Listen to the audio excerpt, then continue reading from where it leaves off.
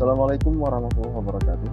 Bertemu kembali dengan saya, Dr. Jabat Fadia, dosen Fakultas Syariah dan Hukum UIN Aceh. Dalam kajian logika dan penerapan hukum yang bersumber dari buku Logika dan Penerapan Hukum yang ditulis oleh PP Raja Pratik pada tahun 2024. Pada kesempatan ini kita akan membahas bagian ketiga tentang dasar-dasar penalaran. Mengawali kajian ini, kita harus memahami standar kompetensi. Di sini mahasiswa diharapkan mampu menganalisis relasi antara dasar-dasar penalaran logis dengan kebutuhan dalam penalaran hukum. Untuk itu disajikan materi tentang sarana penalaran pada diri manusia, klasifikasi kategori predikabel dan relevansinya dengan penalaran hukum. Kita masuk pada kajian tentang sarana mengetahui pada diri manusia, di mana sebelumnya pada pertemuan kedua kita membahas tentang pengetahuan manusia yang berupa pengetahuan analitik dan sintetik, yang kemudian pola berpikirnya juga dilihat sebagai pola berpikir sintetik dan pola berpikir analitik. Nah, dengan begitu kita ingin mengetahui bagaimana pengetahuan itu bisa sampai pada manusia. Nah, ahli mantik atau ahli logika itu mengatakan pengetahuan diantar ke dalam pikiran itu melalui 3 jalan. Yang pertama, indera, yaitu sarana yang menyampaikan apa yang bisa diindra oleh manusia, namun indera bisa salah dalam mengantar pengetahuan sehingga perlu kepada petunjuk akal. Yang kedua adalah perasaan, yaitu sarana yang mengantarkan pengetahuan emosional ke dalam pikiran, seperti senang, sedih, cinta, benci, takut, keinginan, dan sebagainya. Nah, pengetahuan emosional ini bersifat subjektif, namun bisa diobjektifkan secara melihat, yaitu dalam konteks pengetahuan bersama yang cocok pada kebanyakan orang secara menyeluruh atau yang disebut dengan kebenaran intersubjektif. Nah, yang ketiga, nukilan, mayungkal, yaitu informasi yang disampaikan oleh orang lain, baik berupa ilmu atau apa yang disukai oleh orang yang menyampaikannya. Yang ketiga adalah nukilan, yaitu informasi yang disampaikan oleh orang lain, baik berupa ilmu atau apapun yang disukainya, baik itu sesuai dengan kenyataan atau tidak. Nah, berikutnya kita melihat bahwa pengetahuan tersebut bisa diantarkan kepada manusia karena pada manusia itu ada indera. Menurut Puspo Projo, indera itu adalah kemampuan organis. Artinya indera secara intrinsik bergantung pada organ badan tertentu yang di dalamnya indera itu bekerja. Nah, pada manusia ada 2 macam indera, yaitu indera lahir yang terdiri dari penglihatan, ya, indera pencium, indera pendengar, indera pengecat, dan indera perasa. Sementara indera batin itu terdiri atas akal sehat, atau husul musyarak, kemudian imaji, tasawurah, khayal, takhayulat, fiksi, wahmiyat, dan ingatan. Nah, sarana penalaran pada manusia ini eh, bisa ada karena manusia itu makhluk yang terdiri dari jasad dan roh. Jasad itu adalah sarana untuk hidup di alam. Dia merupakan eksistensi manusia. Kemudian dalam jasad itu ada ruh yang merupakan hidup itu sendiri, yang merupakan substansi dari manusia. Nah, bisa kita lihat ilustrasinya. Eh, dalam ruh itu ada potensi mengetahui al-quwah al-alimah dan potensi berbuat al-quwah al-amilah. Nah, ini bisa dilihat seperti ini. Nah, kemudian di dalam potensi itu ada kemampuan bernalar yang disebut al-quwah an-nazariyah. Dan uh, potensi aktivasinya yang disebut dengan akal praktis atau aklul amali. Nah, coba lihat ilustrasinya pada al-quwah al-alimah yang di lingkaran ini ada potensi yang disebut sebagai al-quwah an-nazariyah dan aktivasinya yaitu aklul amali. Nah, jadi akal praktis dia bergerak berdasarkan petunjuk dari potensi intelek al-quwah an-nazariyah. Kemudian penalaran itu terjadi karena aktualisasi potensi nalar melalui aktivitas akal praktis. Nah, jadi karena itu bisa dikatakan akal itu merupakan kemampuan inorganis, yaitu kemampuan yang tidak bergantung pada sesuatu organ badan. Jadi, sarana penalaran pada manusia itu ada indera lahir, indera batin, potensi eh, potensi untuk mengetahui al-quran nadariyah, dan kemudian potensi yang merupakan aktivasi dari quran nadariyah, yaitu aklul amal. Nah, selanjutnya setelah mengetahui uh, tentang penalaran, bagaimana penalaran, sarana penalaran, maka sekarang kita masuk kepada apa saja objek penalaran bagi manusia. Nah, untuk itu kita melihat worldview Islam itu membagi realitas sebagai ada yang menjadi objek penalaran itu pada dua macam. Ada realitas pencipta, ada realitas ciptaan. Menurut Imam Al-Ghazali, dalam realitas ciptaan itu terdapat 4 hierarki. Nah, beliau mengatakan, "I'lam annal maratiba fima naqsuduhu arba'atun. Wal lafdu fi rutbati salisah. Fa inna lisyai' wujudan fil ayan, thumma fil azhan, thumma fil alfaz, thumma fil kitabah. Fal kitabatu dalatun 'ala al-lafzi, wal lafdu dalun 'ala al-ma'na alladhi fi nafsi, walladhi fi nafsi huwa misalul mawjud fil ayan." Nah, jadi di sini dikatakan bahwa hierarki daripada ada itu ada 4. Yang di sini dijelaskan bahwa yang ketiga itu adalah lafaz. Kenapa begitu? Kenapa lafaz yang ketiga? Alasannya karena segala sesuatu itu dia ada di dalam ada secara materi, kemudian dia menjadi ada dalam pikiran sebagai konsep, kemudian dia ada di dalam bahasa lisan, yaitu lafaz. Kemudian dari bahasa lisan dia menjadi bahasa tulis, yaitu kitabah. Nah, kemudian kalau arahnya dibalik, kita mulai dari kitabah, dan kita melihat sebuah tulisan, maka kitabah itu menjadi petunjuk kepada lafaz. Kemudian lafaz itu menjadi petunjuk kepada makna yang ada di dalam pikiran. Nah, jadi di sini apa yang ada di dalam pikiran itu merupakan misal, permisalan daripada apa yang ada dalam realitas. Nah, inilah hierarki yang kalau kita ilustrasikan bisa seperti ini. Di sini ada manusia yang kita lihat hidup di dalam dunia. Realitas di dunia itu ada dua. Ada realitas yang kita sebut sebagai realitas alam materi. Kemudian di samping itu ada realitas yang disebut alam ide. Jadi ada dua realitas. Di alam materi itu ada alam natural yang di dalamnya itu berisi objek-objek alamiah yang telah ada sejak sedia kala.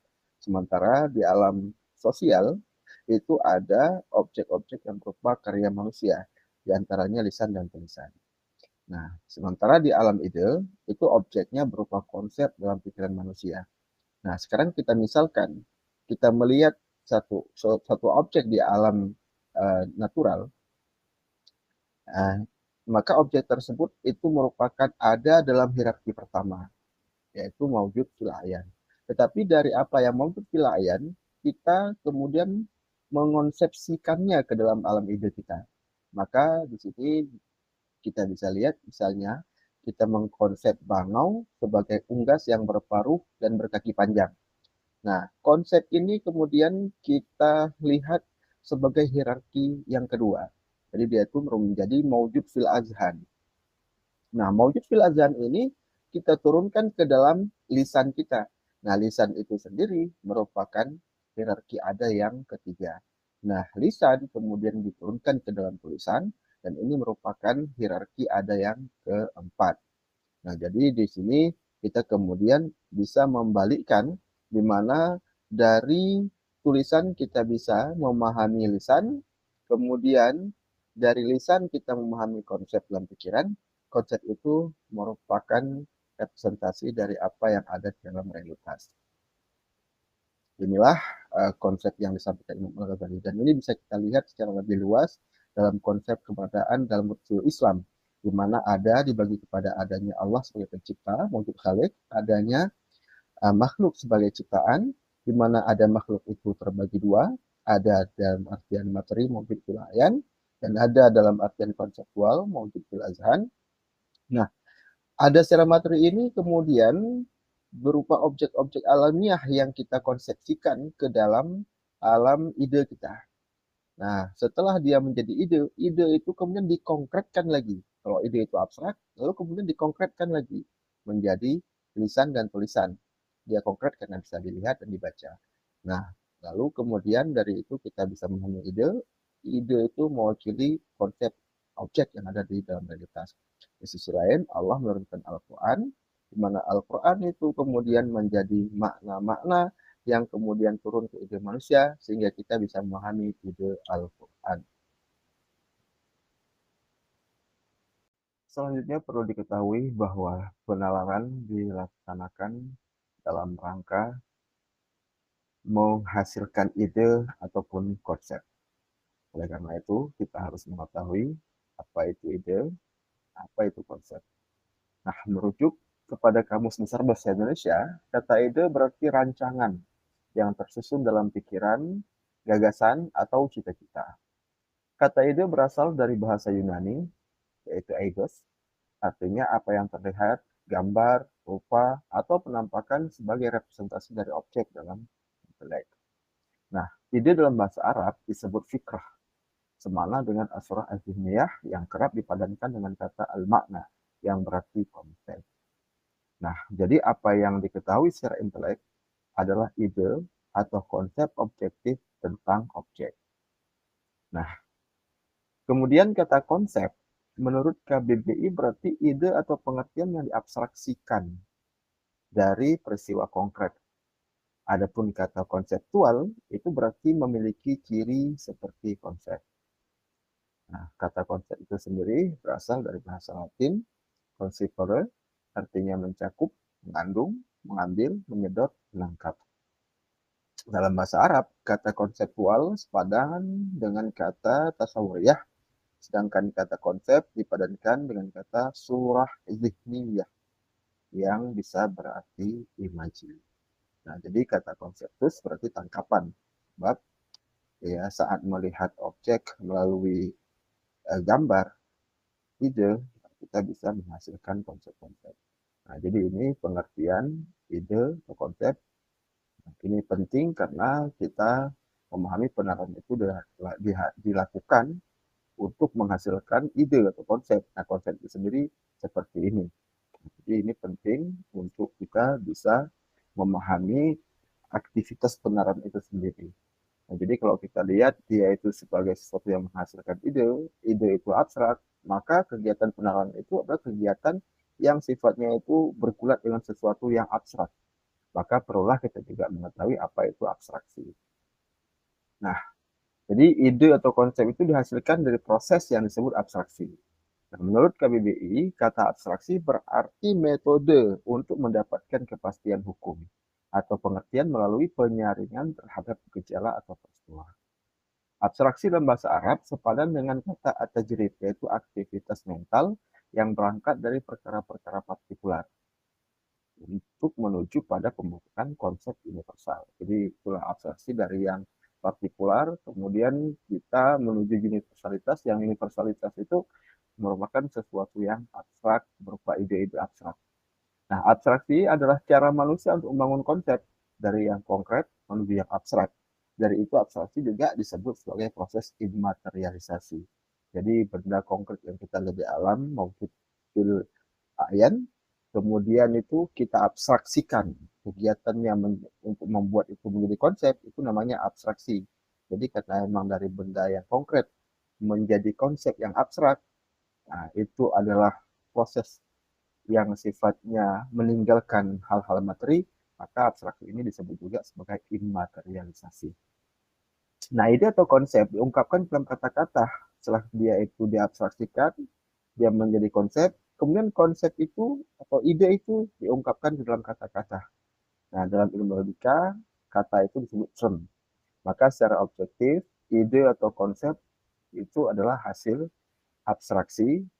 Nah, kemudian kita gunakan kata untuk mewakili ide atau konsep tersebut. Nah, jadi di sini ide atau konsep itu uh, ya selain abstraksi, juga dia bisa dihasilkan dari refleksi dengan cara membuat perbandingan, analisis, sintesis, atau keputusan dan pemikiran. Nah, jadi dapat disimpulkan bahwa aktivitas utama penalaran adalah abstraksi yang disebut tajrid atau refleksi yang disebut tafakur. Nah, dalam proses inilah penalaran bekerja untuk mengenali konsep, membedakan satu konsep dari yang lain, hubungan timbal balik antara satu lain konsep, cara pengelolaan satu konsep, dan sebagainya. Nah, jadi inilah kegiatan penalaran dalam rangka menghasilkan ide atau konsep. Nah, kegiatan tersebut disebut abstraksi, yang kemudian kita akan lihat bagaimana teknisnya secara detail, di mana diantaranya itu ada yang disebut dengan klasifikasi, kemudian ada kategori dan predikabel. Jadi ketika kita melakukan penalaran, tujuannya untuk menghasilkan ide. Dalam menghasilkan ide tersebut, kita melakukan kegiatan penalaran konkret yang disebut sebagai klasifikasi, kategorisasi, dan predikabel. Nah, sekarang kita lihat pengertian klasifikasi. Nah, jadi di sini uh, menurut KBBI, kata klasifikasi berarti penyusunan bersistem dalam kelompok atau golongan menurut kaidah atau standar yang ditetapkan. Klasifikasi merupakan aktivitas akal budi menggolong-golongkan dan membagi-bagi serta menyusun benda-benda atau pengertian-pengertian berdasar kesamaan dan kebedaannya. Untuk bisa melakukan penggolongan harus dipahami denotasi, ya, ekstensi atau almasadak, yaitu keluasan atau sumpit cakupan kuantitas, bidang atau lingkungan konsep suatu term. Ya, jadi di sini klasifikasi itu dilakukan dengan melihat genera, ya, biasa disebut genus, bagaimana cakupannya kepada spesiesnya. Jadi di sini ada dua macam uh, klasifikasi yang dilakukan biasanya. Yang pertama klasifikasi logis, yaitu pembagian dalam suatu himpunan yang dimulai dari genus ke spesies terdekat, sehingga mencapai spesies yang tak terbagi lagi, yang disebut dengan nau'ul anwa atau infinite species. Nah, satu lagi klasifikasi yang dilakukan itu disebut dengan klasifikasi dikotomis, yaitu pembagian genus ke dalam dua spesies yang saling bertentangan. Misalnya spesies reptil dengan non-reptil. Nah, jadi inilah pembagian yang kita sebut dengan klasifikasi sebagai kegiatan penalaran. Nah, kemudian kategori. Kalau kita merujuk ke dalam kamus bahasa Indonesia, kamus besar bahasa Indonesia, kategori itu berarti bagian dari sistem klasifikasi. Jadi dia ketika klasifikasi itu berupa genus, maka kategorisasi itu di bawahnya yang disebut dengan spesies. Jadi istilah kategorisasi berasal dari bahasa Yunani, yaitu kategoria yang berarti penguraian suatu fakta. Menurut ahli logika, segala yang ada terbagi kepada dua kategori. Jadi kalau kita bicara kategori, kategori itu secara general itu ada dua, ada substansi dan ada sifat. Jadi kalau kita mau membagi sesuatu ke dalam kategori-kategori, kita kadang-kala melakukannya dengan melihat substansinya, atau kita membagikannya berdasarkan perbedaan sifat-sifatnya.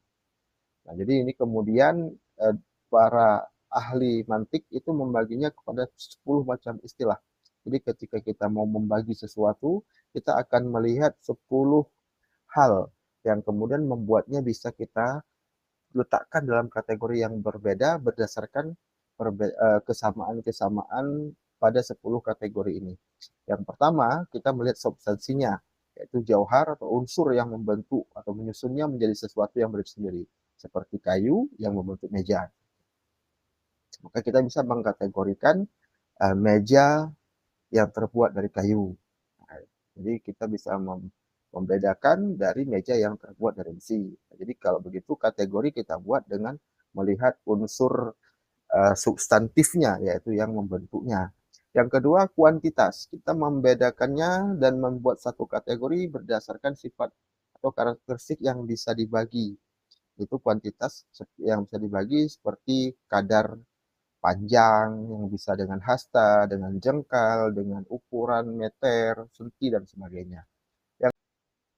Yang ketiga, kualitas, yaitu sifat yang tidak bisa dibagi.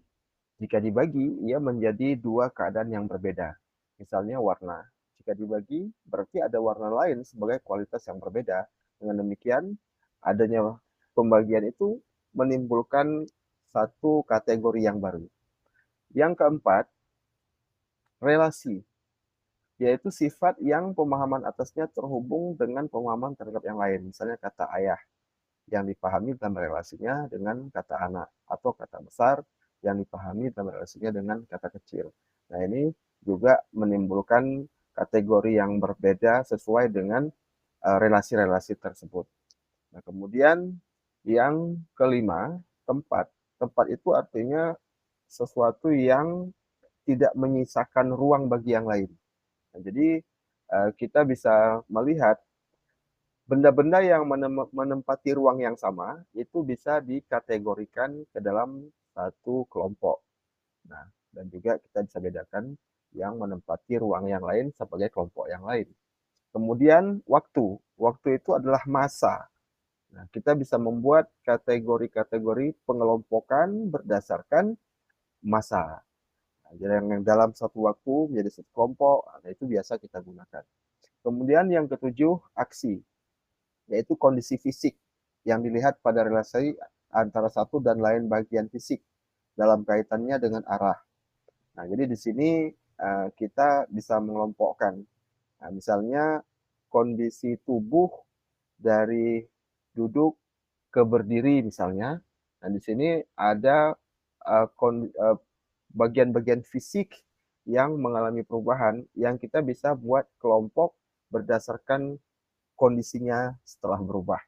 Nah, jadi ini uh, akan menimbulkan kategori yang berbeda. Misalnya saat duduk, maka bagian tubuh yang uh, menempati suatu lokasi, nah itu adalah bagian bawah dan kaki misalnya. Nah, itu menjadi satu kelompok.